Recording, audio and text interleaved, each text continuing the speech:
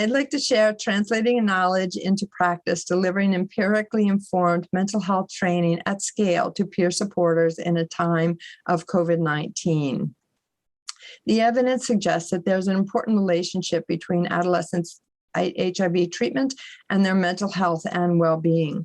Zvandiri, a differentiated service delivery program for the young from birth to age 24, began in 2004 without a recognition that vital mental health and psychosocial support needs were going unmet, and that this was impacting their care and treatment. Since then, Zvandiri's efforts have expanded in scale and scope to provide needed support in our resource-constrained environment through expanding the role of community adolescent peer supporters, or CATS, a cadre that is operating nationally at scale and also in 8 other countries. In 2019 and early 2020, Friendship Bench, Zvandiri and Friendship Bench, a community-based psychological support organization where lay cadres implement problem-solving therapy, partnered to test whether the CATS could provide lay support for mental health to adolescents living with HIV using their Friendship Bench model, which had been found to be effective with adults.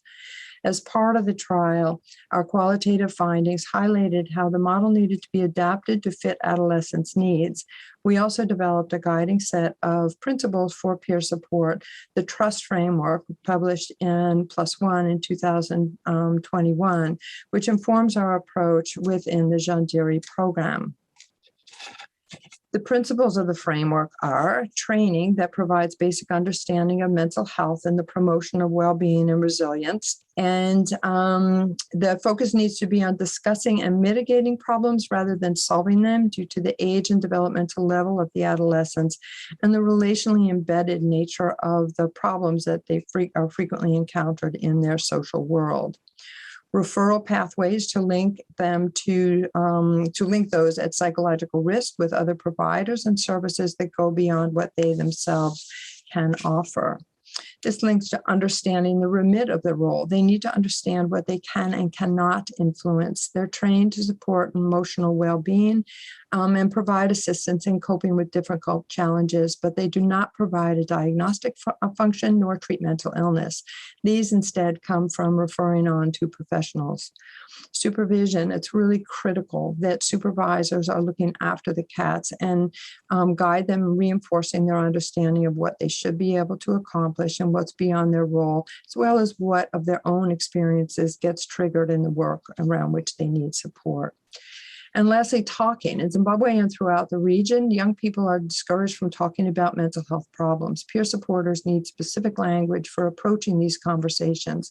Initiating having these conversations can break the silence, provide validation, and lay the groundwork for exploring options, coping strategies, and strengthening the support systems. We conducted a series of mental health trainings informed by the TRUST framework in 2021 in 15 districts in Zimbabwe with a target of training 20 CATS and healthcare workers and 4 healthcare workers per district, which totaled 300 CATS and 60 healthcare workers. 6 of the 15 districts have been trained in a 2.5-day on-site training when a national lockdown was imposed by the government due to the spread of COVID-19. The remaining 19 had to shift from on-site to being delivered virtually. Logistically, we had to radically reduce the time of the sessions, and pedagogically, we had to adjust the curriculum while trying to still maintain the constructs and principles.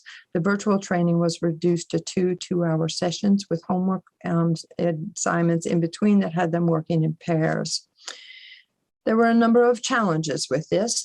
Delivering the trainings under COVID-19 restrictions presented technical, logistical, pedagogical, and supervision challenges. The trainings were begun during a time that was particularly hard for the CATS. Many were experiencing higher stress with fears about the virus itself, but also increased problems at home, whether it be relational, economic, increased isolation, and potentially decreased support as they were not going to their facilities. There was also, and not getting the support from their fellow cats. We use the trust framework to support our adaptations to the curriculum, focusing on a foundational understanding of mental health, what it is, contextualizing the problems young people face, the roles these play in mental health problems, and how stigma related to mental health keeps young people from admitting that they're having problems. A particular emphasis of the curriculum has been on common mental conditions and substance abuse, which is a rapidly escalating issue and one that the young people recognize as a dangerous coping mechanism. It's followed by attention to screening, identification, and referral, as well as the provision of support that they are able to provide, though practice with the screening tool is more difficult in the virtual training. Logistically, the shift to virtual trainings enabled the trainings and supervision to continue, but it provided many new challenges. Networking connectivity is a significant problem. The trainings were hampered by difficulty connecting, dropping out of calls once connected, audio being too poor to use, and requiring use of the chat box or setting up a simultaneous WhatsApp group for people to communicate in. So we learned a number of lessons. Expanding the role of peer supporters and children and adolescents is an effective approach, but a training curriculum needs to focus on the understanding and talking about mental health problems, as well as on the referrals and the realistic support that the peer supporters can provide. Also, delivering the trainings were hampered due to infrastructure problems, which meant effective communication is currently really difficult.